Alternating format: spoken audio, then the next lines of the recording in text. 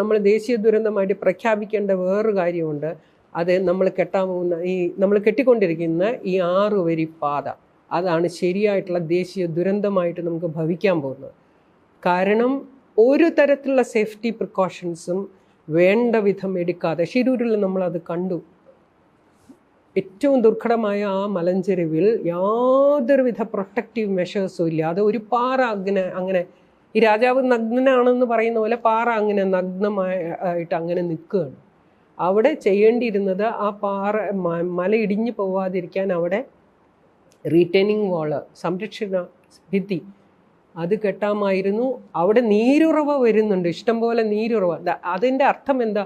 ആ കുന്നിൽ വെള്ളം ശേഖരിച്ച് വയ്ക്കപ്പെടുന്നു.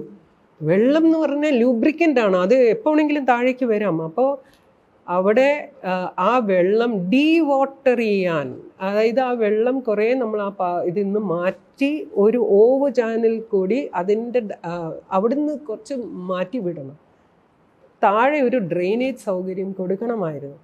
മിനിമം ഇത് ഉരുൾപൊട്ടൽ സാധ്യതാ മേഖലയാണ്, കുന്നിടിയാൻ സാധ്യതയുണ്ടെന്ന് ലോക്കൽ ലാംഗ്വേജിൽ അവിടത്തുകാർക്ക് മനസ്സിലായി. നമ്മളിപ്പോൾ എല്ലാത്തിലും ഇംഗ്ലീഷും മലയാളവും ഇതെല്ലാം എഴുതി വയ്ക്കുന്നുണ്ടല്ലോ എല്ലാ ബോർഡിലും. ആ ഹൈവേ ഏറ്റവും കൂടുതൽ ഉപയോഗിക്കുന്നത് മലയാളികളും കർണാടകത്തിൽ നിന്നുള്ളവരും. ഇംഗ്ലീഷിലുള്ളതോ അല്ലെങ്കിൽ ഹിന്ദിയിലുള്ളതോ എഴുതി വയ്ക്കണം.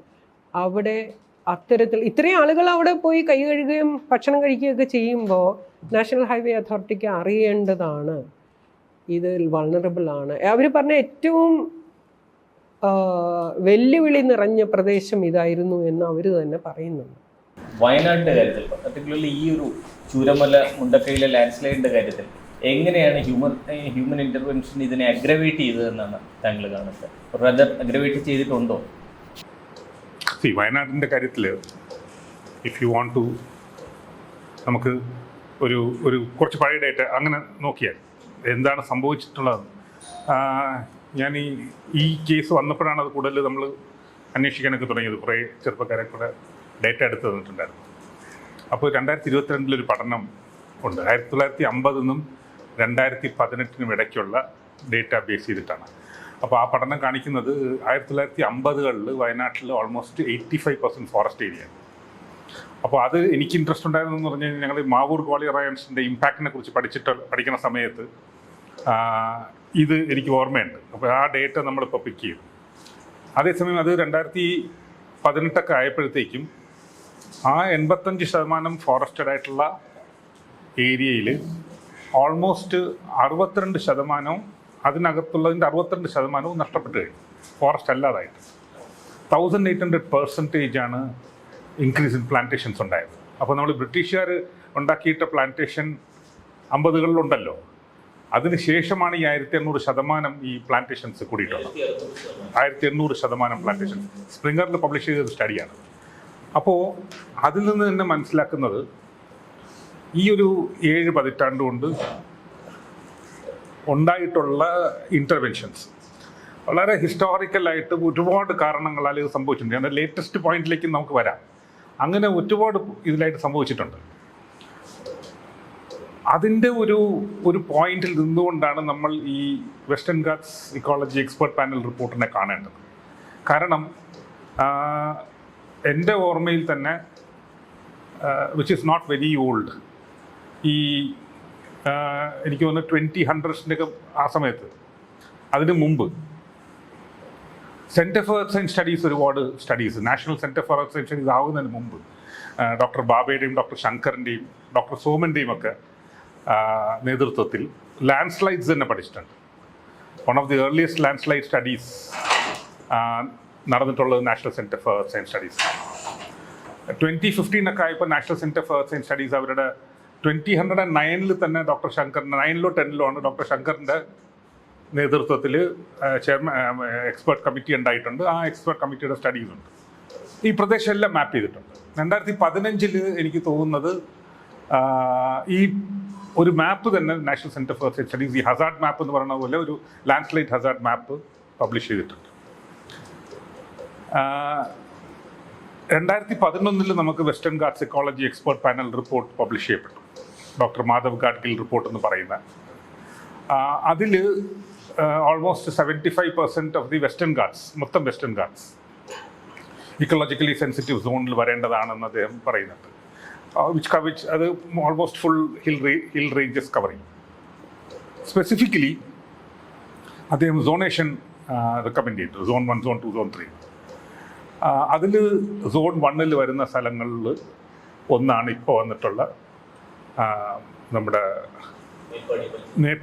മേപ്പാടി പഞ്ചായത്തും ഈ വെള്ളരിമലയും. ഹോൾ റേഞ്ച് ഓഫ് വെള്ളരിമലയും അതിനകത്ത് വരുന്നുണ്ട്. മേപ്പാടി പഞ്ചായത്ത് ഈ സെറ്റിൽമെൻ്റ് എന്ന നിലയ്ക്ക് മേപ്പാടി പഞ്ചായത്തിനെ കൊണ്ടുവന്നിട്ടുണ്ട്.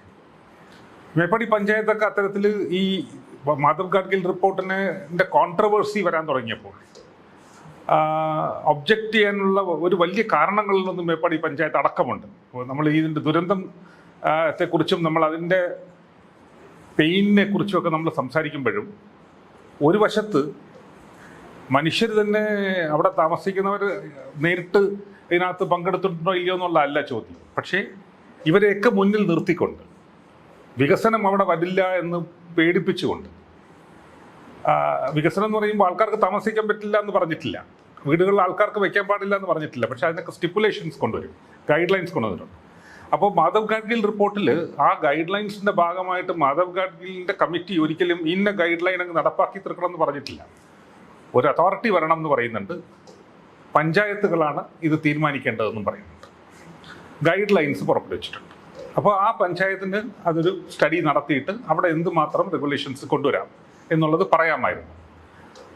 കേരളത്തിൽ മുഴുവനായിട്ട് തന്നെ അന്നത്തെ ഉമ്മൻചാണ്ടി ഗവൺമെൻറ് ആയിരുന്നല്ലോ. ഉമ്മൻചാണ്ടി ഗവൺമെൻറ് ഇതിനെ തള്ളിക്കളയാനുള്ള എഫേർട്ട് എടുക്കുമ്പോൾ, അല്ലെങ്കിൽ ആ ഡിസ്കഷനിൽ ആ വശം സ്വീകരിക്കുമ്പോൾ, വേറെ എൻ്റെ അഭിപ്രായത്തിൽ വേറെ ഒരു അങ്ങനെ തന്നെ പറയാം, അദ്ദേഹം മരിച്ചുപോയി, പക്ഷേ ഒരു ക്രിട്ടിക് എന്ന നിലയ്ക്ക് പറയാതിരിക്കാൻ പറ്റില്ല. ഒരു ഗവൺമെൻറ് അല്ലെങ്കിൽ ഒരു ക്യാബിനറ്റ് അന്ന് ചെയ്യേണ്ടിയിരുന്നത് എന്താണ്? ഒരു ഹൈ പ്രൊഫൈൽ കമ്മിറ്റി കേരളത്തിൻ്റെ സംരക്ഷണത്തിനും വെസ്റ്റേൺ ഗാർഡ്സിൻ്റെ നിലനിൽപ്പിനും വേണ്ടി ഒരു റിപ്പോർട്ട് കൊണ്ടുവരുമ്പോൾ ആ റിപ്പോർട്ടിൻ്റെ പുറത്ത് ചീഫ് സെക്രട്ടറിയുടെ നേതൃത്വത്തിൽ ഒരു കമ്മിറ്റിയെ വെച്ചിട്ട് പഠിച്ചിട്ട് കേരളത്തിന് നടപ്പാക്കണമെങ്കിൽ എന്താണ് വേണ്ടതെന്ന് നോക്കിയിട്ട് ഏത് ഭാഗം വേണ്ട, ഏത് ഭാഗം വേണം, ആ സ്വീകരിക്കുന്ന ഭാഗങ്ങളിൽ എന്തുമാത്രം കോസ്റ്റുമാവും. ഇപ്പോൾ ഇതെല്ലാം കൂടെ കഴിയുമ്പോൾ ഒരു 10,000 കോടി രൂപ നമുക്ക് ഇത് ഇംപ്ലിമെൻറ്റ് ചെയ്യുമ്പോൾ, ഇൻക്ലൂഡിങ് കോമ്പൻസേഷൻസും ഓപ്പർച്യൂണിറ്റി കോസ്റ്റൊക്കെ പേ ചെയ്യുന്ന തരത്തിൽ വേണ്ടി വരുമെന്ന് വിചാരിക്കുക. ഇത് ലോകത്തോട് ആവശ്യപ്പെടേണ്ട പൈസയില്ലേ? അപ്പോൾ എന്നെ സംബന്ധിച്ചിടത്തോളം മാധവ് ഗാഡ്ഗിൽ റിപ്പോർട്ടിനെ തള്ളിക്കളഞ്ഞത് ഒരു ലൈഫ് ലൈനെ തള്ളിക്കളഞ്ഞത് മാത്രമല്ല, ഒരു source of support from the globe towards conserving നമ്മുടെ ഒരു ഗ്ലോബൽ ഹെറിറ്റേജിനെ കൺസർവ് ചെയ്യാനുള്ള ഒരു എഫേർട്ടിനെ തള്ളിക്കളഞ്ഞതും കൂടെയാണ്. So it was one of the biggest mistakes ആ ഗവൺമെൻറ് ചെയ്തത്. അതിനോട് ജനങ്ങളോട് സമ്മതിക്കാൻ പറ്റിയില്ല.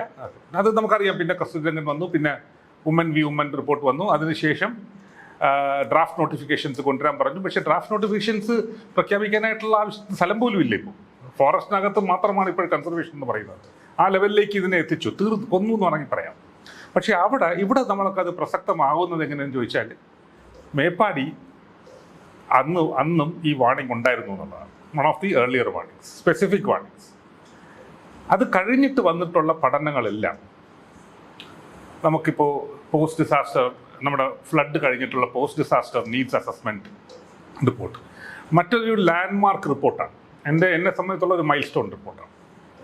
ആ റിപ്പോർട്ടിൽ കേരളം എങ്ങനെയായിരിക്കണം ഇക്കോളജിക്കലി സസ്റ്റെയിൻ ചെയ്യേണ്ടത്, റീബിൽഡ് ചെയ്യുമ്പോൾ ബിൽഡ് ബാക്ക് ബെറ്റർ, ഒരു ഇന്ത്യാസ് ഫസ്റ്റ് ഗ്രീൻ സ്റ്റേറ്റ് ആകണമെന്നും അതിന് വേണ്ട ചില ഗൈഡ് ലൈൻസും അതിനകത്ത് പറഞ്ഞിട്ടുണ്ട്. എനിക്ക് ഓർമ്മയുള്ള 2 കാര്യങ്ങൾ അതിനകത്ത് പറഞ്ഞത്, മാധവ് ഗാഡ്ഗിൽ റിപ്പോർട്ടിനെ റീവിസിറ്റ് ചെയ്യണമെന്ന് പറയുന്നുണ്ട്, കേരളത്തിനൊരു ലാൻഡ് യൂസ് പോളിസി വേണമെന്ന് പറയുന്നുണ്ട്. 2010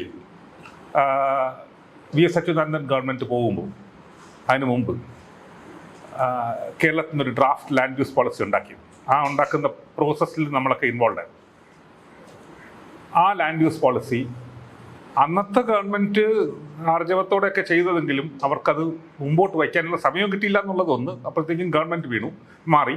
പക്ഷേ സമയം കിട്ടിയില്ല എന്ന് മാത്രമല്ല, മുട്ടിടിക്കുകയും ചെയ്തോണ്ടാണ് ഈ നമ്മൾ എഴുതി വെച്ച ലാൻഡ് പോളിസി കണ്ടപ്പോൾ. പക്ഷേ ആ ലാൻഡ് പോളിസി വരുന്ന അതേ ഓൾമോസ്റ്റ് സെയിം സമയമാണ് ഈ മാധവ് ഗാഡ്ഗിൽ റിപ്പോർട്ടിൻ്റെ ഫോർമേഷൻ ഡിസ്കസ് ചെയ്യുന്നത്. അപ്പോൾ മാധവ് ഗാഡ്ഗിൽ റിപ്പോർട്ടിന് വേണ്ടി കുറേ കൺസൾട്ടേഷൻസ് നടത്തുമ്പോൾ ഈ ലാൻഡ് പോളിസിക്ക് വേണ്ടി കുറേ കൺസൾട്ടേഷൻസ് പാരലി നടക്കുന്നുണ്ട്. അപ്പോൾ അന്ന് ഭയങ്കര ചർച്ച നടന്ന കാര്യങ്ങളാണ് ഈ പ്ലാന്റേഷൻസിൻ്റെ വൾണറബിലിറ്റി.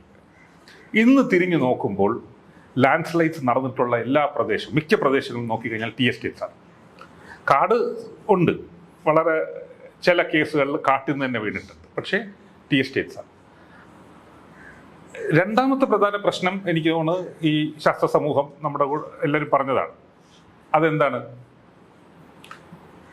നമുക്ക് ക്ലിയർ ആയിട്ടും ഒരു ക്ലൈമറ്റ് ഇമ്പാക്റ്റ് ഉണ്ട് എന്നുള്ളതാണ്.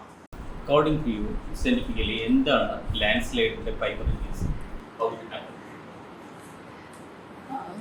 There are many reasons. പല റീസൺസ് ഉണ്ട്. നമ്മൾ കോണ്ടെക്സ്റ്റ് ഉണ്ട്, മീൻസ് ജിയോളജിക്കലി ആ ഏരിയ എങ്ങനെയാണെന്നുള്ളതുണ്ട്. പിന്നെ വെസ്റ്റേൺ ഘാട്ടിൽ ഇപ്പം നമ്മൾ നോക്കും, വെസ്റ്റേൺ ഘാട്ടും ഈസ്റ്റേൺ ഘാട്ടും ഡിഫറെൻ്റ് ആണ്. സോ അങ്ങനെ നമ്മൾക്കൊരു പർട്ടിക്കുലർ ഒരു എന്താ പറയുന്നത് ഇന്നത് കൊണ്ടാണ് ലാൻഡ് സ്ലൈഡ് ഉണ്ടാകുന്നതെന്ന് പറയാൻ പറ്റില്ല. There are many factors which influence for landslide. അപ്പോൾ നമ്മളിപ്പോൾ കേരളത്തിലൊരു കാര്യം നോക്കിക്കഴിഞ്ഞാൽ നമ്മുടെ terrain is prone for landslide. നമ്മുടെ ഒരു ട്രോപ്പിക്കൽ ഹ്യൂമിഡ് ക്ലൈമറ്റ് ആണ്. അപ്പം സോയിൽ ഫോർമേഷൻ നന്നായിട്ടുള്ള സ്ഥലങ്ങളാണ്. And the elevation is much high. നമുക്ക് ഈ highland, midland and lowland അതിൻ്റെ ഒരു ടോട്ടൽ ഗ്യാപ്പ് ഏരിയ എന്ന് പറയുന്നത് വളരെ കുറവാണ്. അപ്പം ഈ ഹൈലാൻഡിൽ നിന്ന് മിഡ്ലാൻഡിലേക്ക് വരുന്ന ആ ഒരു ഡിസ്റ്റൻസ് തന്നെ ഇറ്റ്സ് വെരി ഷോർട്ട്. അപ്പം നമ്മുടെ ഇവിടുത്തെ മേജർ റിവേഴ്സ് പോലും മാക്സിമം 200 കിലോമീറ്റേഴ്സ് ലോങ്ങിൽ കൂടുതലൊന്നുമുള്ള റിവേഴ്സ് നമുക്കില്ല, ഷോർട്ട് റിവേഴ്സ്. അപ്പം എന്താ പറ്റുന്നത് വെച്ചാൽ സ്ലോപ്പ് ഭയങ്കര ഹൈ ആണ്. അതായത് ഹൈലാൻഡിൽ നിന്ന് ലോ ലാൻഡിലേക്ക് വരുന്നത്, ഫോർ എക്സാമ്പിൾ ഈ ഒരു സ്ഥലത്ത് തന്നെ ലാൻഡ് സ്ലൈഡിൻ്റെ സ്റ്റാർട്ട് ചെയ്ത ഏരിയയുടെ ഒരു ഓൾട്ടിറ്റ്യൂഡ് എന്ന് പറയുന്നത് 1500 ആണ്. ദെൻ ജസ്റ്റ് ഒരു 2 കിലോമീറ്റേഴ്സ് താഴേക്ക് വന്നു കഴിയുമ്പോൾ തന്നെ that elevation has reduce to 800. അപ്പോൾ അത്രയും സ്ലോപ്പാണ്. അപ്പോൾ ഇങ്ങനത്തെ ഒരു ഇൻറ്റൻസ് ആയിട്ടുള്ള സോയിൽ ഫോർമേഷൻ ഉണ്ട്, അതിൻ്റെ കൂടെ ഇങ്ങനെയുള്ള സ്ലോപ്പ്. അപ്പം അതൊരു ഫാക്ടറാണ്. പിന്നെ ഈ പല നമ്മളുടെ ഒരു കേരളത്തിൻ്റെ ഒരു ടെറൈൻ മൊത്തമായിട്ട് തന്നെ ഇറ്റ്സ് കുറച്ചൊരു ആക്റ്റീവ് സോണാണ്. ഒരു നമുക്ക് പറയാം ടെക്ടോണിക്കലി കുറച്ച് ആക്റ്റീവാണ്, especially towards the northern part. ഈ ഒരു ഏരിയയിൽ വയനാട്ടിൽ തന്നെ ചാലിയാർ റിവറിൻ്റെ ആ ഒരു ബേസിൻ എന്ന് പറയുന്നത്, it was my research area, that's why I am telling. അത് ഇറ്റ്സ് ടെക്ടോണിക്കലി വെരി ആക്റ്റീവ്. അത് നമ്മൾ ഡിഫൈൻ ചെയ്യുന്നത് എങ്ങനെയാണെന്ന് ചോദിച്ചാൽ, ഒരു റിവറിൻ്റെ അത് മൗണ്ടനിൽ നിന്ന് വരുമ്പോൾ ഉണ്ടാകുന്ന ഒരു അതിൻ്റെ എങ്ങനെയാണ് അതിൻ്റെ കോഴ്സ്. ഒരു നോർമലി ഒരു റിവറിന് അതിൻ്റെ ഹയർ സ്റ്റേജിൽ നമ്മൾ ഈ യൂത്ത് എന്ന് പറയും. പിന്നെ അത് മിഡ്ലാൻഡിലേക്ക് വരുമ്പോൾ മെച്യൂർ സ്റ്റേജ്, അല്ലെങ്കിൽ ആ ഒരു പിന്നെ ലാസ്റ്റ് വരുമ്പോഴത്തേന് ഓൾഡ് ഏജ് ആണ്. സോ അതിനതൊരു പ്രൊഫൈലുണ്ട്. So in the higher stages you will get lot of waterfalls, അങ്ങനത്തെ കാര്യങ്ങൾ, റാപ്പിഡ്സ് എല്ലാം ഉണ്ടാവും. When it comes to the midland it will flow normally, and then when it comes towards the ocean it will create distributaries ഒക്കെ form ചെയ്യും. പിന്നെ meanders form ചെയ്യും. കാരണം അവിടെ എക്കൽ വന്ന് കൂടുതൽ അടിയുന്ന സ്ഥലമായതുകൊണ്ട് അത് അങ്ങനെയായിരിക്കും ഫോം ചെയ്യുന്നത്. But if you get all these old age symptom at the higher level, that means there is some activity which is happening. അത്രയും മെറ്റീരിയൽ വന്ന് ഡംപ് ചെയ്യാനുള്ള ഒരു പ്രതലം അവിടെ ഉള്ളത് കൊണ്ടാണ് അത് അവിടെ തന്നെ സ്റ്റോപ്പ്. അപ്പോൾ ഈ ഒരു ബേസിൻ, ഈ ഒരു ചാലിയാർ ബേസിൻ എടുത്തു കഴിഞ്ഞാൽ you can very clearly say that Nilambur ഒരു വാലി ഫോം ചെയ്തിട്ടുണ്ട്. ആ വാലി എന്ന് പറയുന്നത് ഒരു അപ്പർ റീച്ചസിലാണ് യൂഷ്വലി. അങ്ങനെ ഒരു വാലി അവിടെ ഫോം ചെയ്തിട്ട് അവിടെ മിയാൻഡേഴ്സ് ഫോം ചെയ്യുക അങ്ങനെയൊക്കെ ഉണ്ടാകണമെങ്കിൽ there should be some tectonic activity. അപ്പോൾ അത് അങ്ങനെ ഒരു scientifically we can do it, and it was proved that it is coming under zone 2. Neotectonic ആക്ടിവിറ്റിയിൽ സോൺ 2-ലാണ് വരുന്നത്. That means it is active സോണാണ്. ഇവിടെ കുറേ ഫ്രാക്ചേഴ്സ് ഉണ്ട് റോക്സിനകത്ത്. ആ ഫ്രാക്ചേഴ്സ് അല്ലെങ്കിൽ നമ്മൾ ലീനിയമെൻറ്റ്സ് എന്ന് പറയും. ഈ ലീനിയമെൻറ്റ്സ് ഒക്കെ നമ്മുടെ ഇത്രയും weather it's a major factor. അപ്പോൾ ഇത്രയും ഇങ്ങനെയുള്ള ഒരു വെതർ കണ്ടീഷനിൽ ഇത്രയും മഴയുള്ള സ്ഥലത്ത് ഈ ഫ്രാക്ചേഴ്സിനെയൊക്കെ റീആക്ടിവേറ്റ് ചെയ്യാൻ പറ്റും. കാരണം സോയിലിൽ പറയാം സിംറ്റംസ് ഏതൊക്കെയാണെന്ന് ഇവിടെ പറയാം. താങ്കൾ ഇപ്പോൾ പറഞ്ഞ സിംറ്റംസ് ഏതൊക്കെയാണ്? ഏതാ? There will be certain symptoms that will show that yes. അതെന്ന് വെച്ചാൽ നമ്മൾ യൂഷ്വലി ഇത് ഇങ്ങനത്തെ സ്റ്റഡീസൊക്കെ സാറ്റലൈറ്റ് ഇമേജറീസോ അല്ലെങ്കിൽ നമ്മുടെ സർവേ ഓഫ് ഇന്ത്യയുടെ ടോപ്പോ ഷീറ്റ്സ് ഒക്കെ വെച്ചിട്ടാണ് ചെയ്യുന്നത്. സോ ഈ ഞാൻ പറഞ്ഞില്ല, ഒരു റിവറിൻ്റെ ഓൾഡ് ഏജിലുള്ള ഉണ്ടാകേണ്ട ഫീച്ചേഴ്സ് ഉണ്ട്. അതായത് റിവർ ഗെറ്റ്സ് മിയാൻഡേർഡ്, അതായത് അതിങ്ങനെ വളഞ്ഞ് പുളഞ്ഞൊഴുകുന്ന ഒരു സിറ്റുവേഷൻ. അതെപ്പോഴും ലോ ലൈങ് ഏരിയയിലേക്ക് വരുമ്പോഴാണ് അങ്ങനെ ഫോം ചെയ്ത് കഴിയുമ്പോൾ അത് ഓക്സ്ബോ ലേക്സ് ഒക്കെ ഉണ്ടാക്കും. ചെറിയ ലേക്സ്, പിന്നെ എക്കൽ വന്നടിയെ ബ്രെയ്ഡ് ചെയ്യുക, അതായത് റിവർ ഒരു സ്ഥലത്ത് വന്നിട്ട് അത് ബ്രാഞ്ച് ചെയ്യും, ബ്രെയ്ഡ് ചെയ്തിട്ടായിരിക്കും, പിന്നെ ഡെൽറ്റ ഫോം ചെയ്യും. അങ്ങനെയൊക്കെ വരുന്നതാണ് old age symptoms of a river. All means towards the confluence of the ocean. പക്ഷേ ഈ ഒരു ഫീച്ചേഴ്സ് ഒക്കെ if you are getting at an upper reaches of a river, അത് തന്നെ ഒരു ഇൻഡിക്കേഷനാണ്. And then you have lot of mathematical calculations ഒക്കെ ഉണ്ട്. So that been applied and then ആണ് ഈ ഒരു മോഡലിങ്ങിലേക്ക് വരിക. സോ അങ്ങനെ വരുമ്പം ഈ ഒരു ടെറൈനിൽ തന്നെ യു ക്യാൻ സീ ദറ്റ് ഇപ്പോൾ ഈ സംഭവം നടന്ന സ്ഥലത്ത് തന്നെ ഈ റിവർ ഒരു 2 kilometers വന്നു കഴിഞ്ഞാൽ it is coming to a plain പോലത്തെ ഒരു സ്ഥലത്ത് വന്നിട്ട് റിവർ ഈസ് മീൻസ് ബ്രെയ്ഡിങ്, അല്ലെങ്കിൽ അതൊരു ടേൺ എടുക്കുന്നുണ്ട്. ഇപ്പം അതിനൊരു എക്സാമ്പിൾ ഞാൻ പറയുന്നത്, നോർമലി ഒരു വെള്ളം ഒഴുകി വരുമ്പോൾ വെള്ളം always will follow the gravity അല്ലേ, ഇങ്ങനെ ഒഴുകുള്ളൂ. പക്ഷേ all on A sudden if is taking A turn അങ്ങനെ എടുക്കണമെങ്കിൽ വെള്ളത്തിന് എന്തെങ്കിലും ഒരു ഗ്രൂവ് പോലെ എന്തെങ്കിലും വേണം, അത് ആ വഴി പോകണമെങ്കിൽ, അല്ലെങ്കിൽ ഓൾവേസ് അതിന് സ്ലോപ്പ് ഫോളോ ചെയ്യാനാണ് ഇഷ്ടം. അപ്പോൾ അങ്ങനെ പെട്ടെന്നൊരു ടേണിങ് എടുക്കണമെങ്കിൽ there should be some features which is making it to move in that direction. അപ്പം അങ്ങനെ ഒരു ഫ്ലോ വന്നു കഴിഞ്ഞാൽ, ഇപ്പം ഈ ലാൻഡ് സ്ലൈഡ് ഉണ്ടായപ്പോൾ മാസ് ആയിട്ടുള്ള മെറ്റീരിയൽ വന്നപ്പോൾ വാട്ട് ഇറ്റ് ഹാപ്പൻഡ്, അത് ഗ്രാവിറ്റി ഫോളോ ചെയ്തു. സോ ഇറ്റ് ബ്രീച്ച്ഡ്, അതിൻ്റെ നോർമൽ കോഴ്സിൽ നിന്ന് അത് ബ്രീച്ച് ചെയ്ത് സ്ട്രെയിറ്റ് ആയിട്ട് വന്നു. അതുകൊണ്ടാണ് അത്രയും ഡിസാസ്റ്റർ അവിടെ സംഭവിച്ചത് തന്നെ. ആ ടേണിങ്ങിനെ എടുത്തിട്ട് അത് സ്ട്രെയിറ്റ് ആയി.